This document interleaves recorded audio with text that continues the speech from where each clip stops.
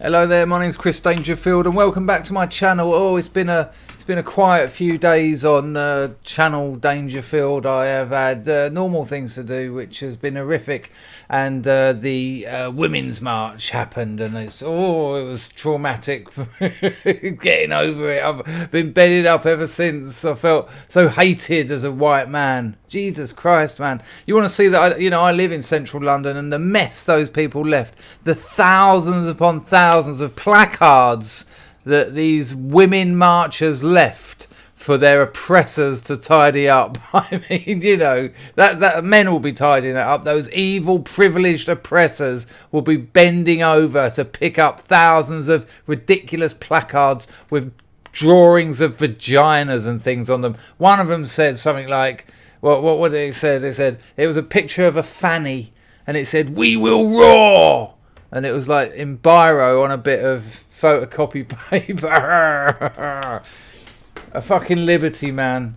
I wonder how many of those oppressed people got the train into London and spent the day up here eating the extortionate London prices on the back of their job seekers' allowance that their oppressors have been paying for.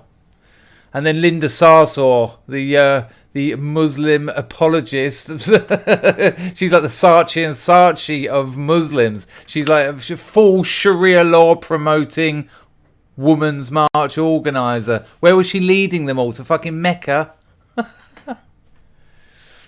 Anyway, I have got a little story for you. I thought I'd lighten the mood up with a story about poo, and I'll tell you for why. See when I tried to drop that in with a story about poo? I'll tell you for why. A friend of mine is doing a podcast where he's interviewing loads of different people and with stories about shit. And he had me on there, and it reminded me of a few stories I've got. I've got some really shit stories. No, sorry, I've got some stories about... I've got some really shit... No, got some really good stories about shit, yeah. When he's finished his podcast line and got them all, I'll give you the link, but not now because I don't want to take you away from my channel, basically. Okay, so I'll tell you a little story. This goes back to about, oh my God. This is about 16 years ago, okay? And I'm living with my girlfriend at the time, and we are both heroin addicts, and we use crack a lot of the time. And it was my turn to go out and score, which it was every time. That was how I oppressed her. And so I've jumped on the bus, and I had to go up into Brockley. We were living in Lewisham, and I had to get up. It's about half hour on the bus up to Brockley. So I get up to Brockley, and I'm waiting around on streets, and, dealers will keep you waiting and keep you waiting. I'm thinking, man, I could do with using the toilet, but it'll be all right. It'll be here in a minute. Where are you? Where are you? I tell you, man, 2 minute. 10 minutes past, where are you? I'm just at the corner of the road, man. 2 minute. Couple more hours. It just goes on and on, all this. And then I see a couple of police. I'm like, oh no, that's the last thing I need to see. And then they disappear. And then out of nowhere, he arrives. And I'm like, oh, thank God for that. So I give him a bit of money. He gives me 2 and 2. That's what they call it, 2 and 2. Because it's 2 white and 2 brown. 2 crack and 2 heroin. A side story. I'm going to tell you a side story. There's a bloke called 1 and 1 Nick. And he's called 1 and 1 Nick because whenever you see him, whatever the circumstances, time of day, situation, goings on, extraneous events, you will say, "Hello Nick, how are you?" And he'll go, "Yeah, I'm alright, I just got 1 and 1. Or, "Yeah, I'm alright, I just had 1 and 1. Or, "Yeah, I'm alright, I'm just about to have 1 and 1. Without fail. And that went on for like 20 years of me knowing 1 and 1 Nick. And everyone knew him as that. It'd be like, "Where are you off to?" "I've got to go meet 1 and 1 Nick." Just what a nice nickname. Nice one, 1 and 1 Nick.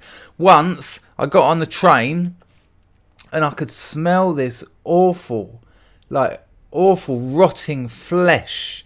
I thought, what the fuck is that? And I've turned around and no one else is on the carriage except for one bloke. And I look and it's 1 and 1 Nick. So I walk over to him. As I approach him, it's getting worse, his smell. And I'm thinking, typical fucking junkie, he smells like shit. And I sit down, I go, "You alright, mate?" And he's like, "Yeah, I'm just going to get 1 and 1. I'm like, "Oh, really?" No shit. And I go, "What is that fucking smell?" And he goes, "Oh, well, yeah, that'll be me, won't it?" And he's wearing these sort of plastic, sort of thick plastic, some kind of like, I don't know, maybe like waders or something, sort of like the deep sea fishing trousers. They are definitely not designed for day-to-day wear. They've got some kind of braces on them. They're thick plastic. They've got belts and straps where they, not a fashion accessory, not an intended fashion accessory. Of course, anything becomes a fashion accessory, even when adorning one-on-one Nick. But he's leant down and he's grabbed the bottom of these trousers and he's pulled it up, and it's got the dirtiest grey horrible bandage all over his leg, and it's fucking hanging, man. And I don't want to see anymore. I'm like, oh yeah, no, it's nice. I'm just thinking, just get this train to the destination. He starts unraveling the bandage, and it's all like. I should have put a trigger warning on this. I still might. Trigger warning. This is disgusting, and I'm not even talking about my poo bit. He's taken his bandage off, and it looked like he had a hole about the size of like a fist where his calf muscle used to be, and it was rotten with some kind of gangrene. And he was like, yeah, it's got infected, isn't it? I have to have it scraped out. yeah, scraped out. I have to have it scraped out and treated, but I couldn't be bothered the last couple of times. I've been busy. And I'm thinking, oh, really, what? Getting one-on-one? So anyway, I suggested to him that perhaps he should get the treatment while it's available, rather than lose your leg, Mr. One-on-One Nick. I mean, I knew another bloke, Carl. He was in a wheelchair. He only had one leg. He lost his leg injecting in his groin, fucked it up, got infected, lost his leg. He'd wheel his wheelchair around his flat. It was just full of pizza boxes and empty methadone bottles. And he had a tattoo of a syringe, like a needle, on his arm. And underneath it, still winning. On his wheelchair. Hello, mate. You all right? Yeah, still winning. Good, nice. So, One-on-One Nick, I've advised him he should get some treatment. He's like, yeah, but sometimes life gets ahead of you, I'm so busy. Wraps it back up, puts these horrible plastic trousers. I mean, if you've got a gangrenous limb and you're not looking after it, don't make it worse by essentially giving it like a greenhouse to help the spores develop.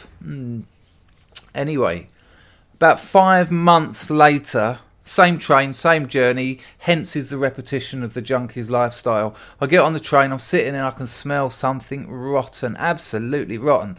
And of course, I turn around and there he is, sitting down, One-on-One Nick. I go up to him, I go, hello, Nick. He's like, all right, mate. I go, yeah, what are you up to? He goes, I'm just going to get one-on-one. And oh, really? I went, oh, fucking hell, man. Your leg, I can still smell it. He's gone, nah, that's all sorted out now, look. And he's pulled his trousers up and there's a big curve, like scar, where it's just healed, basically. And I'm like, but I can still smell it. He went, yeah, I never got round to washing the trousers. Fucking hell, man. Right, yeah. So, anyway, let's go back to me standing around, and I'm sort of there, and the police have gone, and I'm sort of hanging around, and I got 2 and 2. There you go, that's it. So I got 2 and 2, and it's middle of the day, like 2:00 in the afternoon. Suburban Brockley, quite a nice area, sort of like terraced houses, and I'm sort of walking along and I see the same 2 police again, and I'm thinking, hang on, they were clocking me earlier and they haven't seen me yet, so I'm thinking, rather than get a tug, I mean, I had my junkie joggers on, I had the bags under my eyes, I had the outfit, I had the uniform, I had the costume, I might as well have had a sign on my head saying, I'm a junkie, why don't you stop and search me? And they will, and they'll find 2 and 2, and they'll put me in a cell for the night, and I'll end up in court for a £50 fine. It's all dramas, just no, don't want it. Also, girlfriend's at home withdrawing, she wants her gear, I need my gear, blah blah blah. So I think, fuck it, I'll dip into these bushes. So I dip into these bushes. Obviously, imagine I went, so I thought I'd dip into these bushes. So I went in a car. There was these bushes in a front garden, and so I sort of got in there, and there was bushes behind me protecting me from the house, the window of whoever lived there, and being protected from the road while the police were walking up the road. And I'm sitting there and I'm crouching down, and the old Bill, they get about 10 metres away and they just stop, and they're on their radios, and I'm thinking, oh, for fuck's sake, man, this is fucking bullshit. And they're not going anywhere. And I'm just sitting there, and I'm crouching, and my legs are aching, and I'm getting so fucking bored. And I think, fuck it, while I'm here, I'll have a quick pipe. I'll smoke one of the rocks, the other one's for the girlfriend. The brown we'll have later together. So while I'm sitting down there, I get this little pipe out I've got, a dear little thing. I put this rock on it, and I go...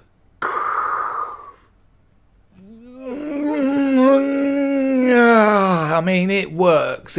Chris Rock, the comedian, does a wicked bit about crack cocaine, and I think I might have mentioned it before, where he says, what kind of lunatic invented crack? Who snorted a line of cocaine and had their head blown off and went, yeah, nice, but I want something stronger. So this crack has hit me, and now the thing is, when you're a heroin addict, you don't eat a lot. You don't drink a lot of water. Well, when you're not looking after yourself, you don't eat a lot because you ain't got a lot of money. You don't drink a lot of water because you can't be bothered. Go all the way over to the tap and turn the thing? No, I ain't doing that. And also, opiates are well known to constipate you. One of the things that will cause your bowels to move, of course, is crack. Especially when you've been crouching down like me, this is like a crouching Dangerfield hidden junkie. And it's like I can feel my guts going, and they're ready, they're like, nah, no, and I don't want to do a shit in my leg, and I certainly don't want to do a shit in someone's front garden in the middle of the day. Notice I say in the middle of the day, like if it was night I probably would have just but this is someone's garden. Now, weirdly, now I'm fucking charging. I'm starting to look around a bit, and I notice in the garden about a metre away is a garden gnome. Now, the American people, I don't know if I've got a lot of American viewers and other countries, but mainly America and England and the UK, sorry. Now, you might not know what a gnome is. It's like a little man. And they got beards and they wear a hat and they do things like fishing and gardening, and people have them in their gardens as like ornaments and decorations. They're quite popular, weirdly, in England, not as much as they used to be, more seaside towns, but people like garden gnomes. Now there's a weird novelty garden gnome which is doing a moonie, which is, I don't know what you call that in America. It's where you pull your trousers down and show your ass. Now I've got a picture here, if I can show you. If I can work out how to do this the right way. There you go. That's the gnome. There's the silly face. A bit like fucking the Seven Dwarves, that kind of thing. But they're only about a foot big.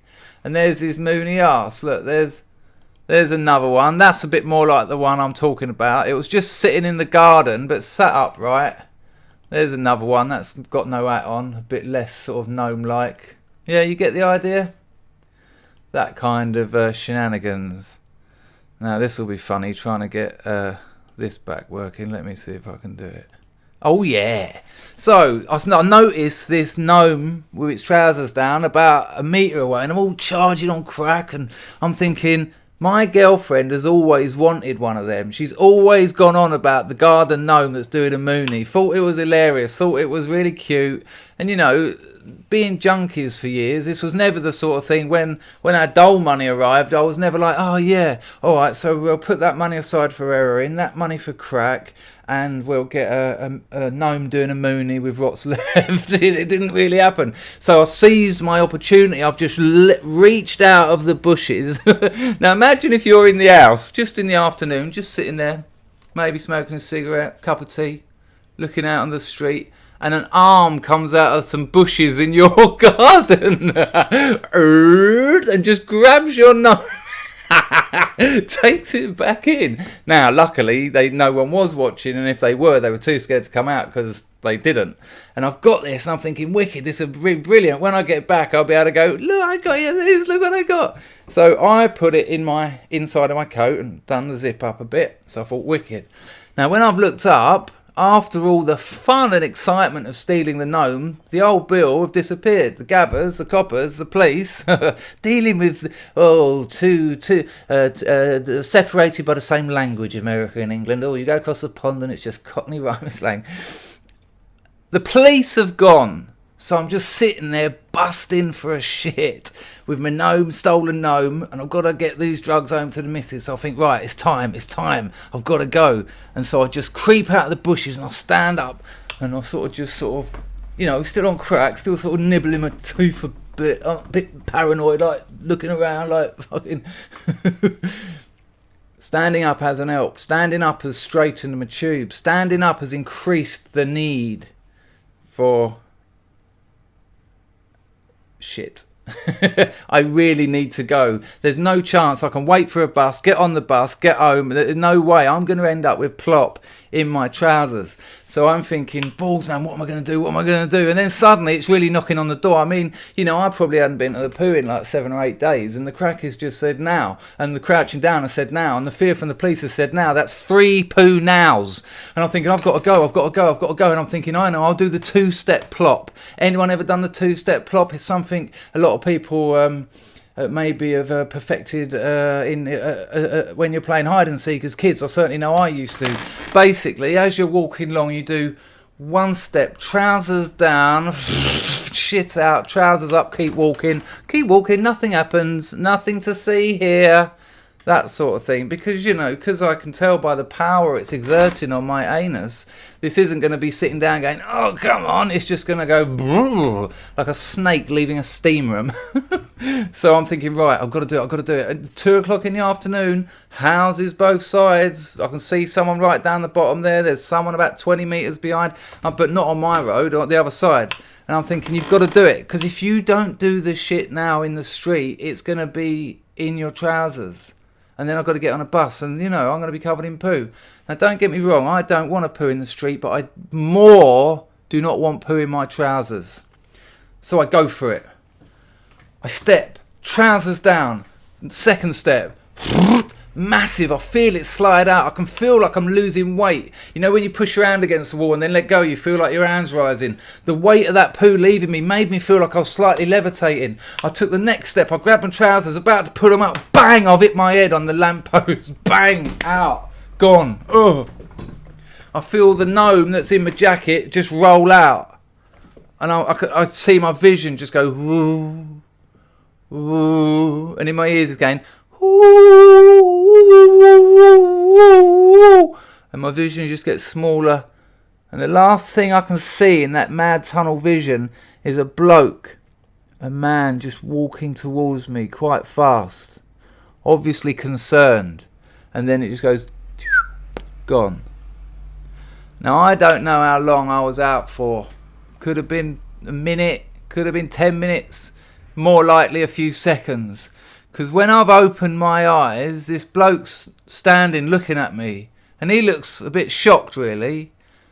And then I get to survey the situation. I'm on the floor with my trousers round my knees, with my arse out. About 2 foot away, there's a really long poo. And what's weird about the poo, I noticed this. One end is properly formed, well-made poo. But then it's sort of, you can see all the stages as it makes its way to right at the other end, which is almost certainly that morning's cornflakes. It's kind of weird, the various strata of food that becomes turd. I remember thinking that. But then I've turned that way a bit and I've seen the gnome. Now the gnome is in the same position as me. The gnome is also on its side with its trousers round its ankles. But the maddest thing in the world has happened. About 5 inches away from the gnome, there's a bit of dog poo. So, the most incredible series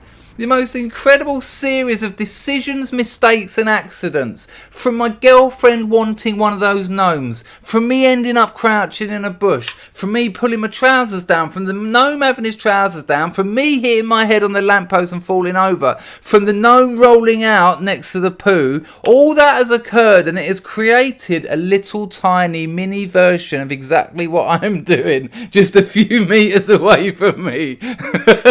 It is quite remarkable. And I'm looking at this bloke, and I'm sort of looking at the shit and the little tiny dog shit and the gnome, and it's the same scale to him as my shit is to me. And I'm looking at it, and I'm fucking blown away. And the bloke, you knew, well, I knew, the bloke was thinking the same. It was like, this is a 1 in a zillion trillion chance, isn't it?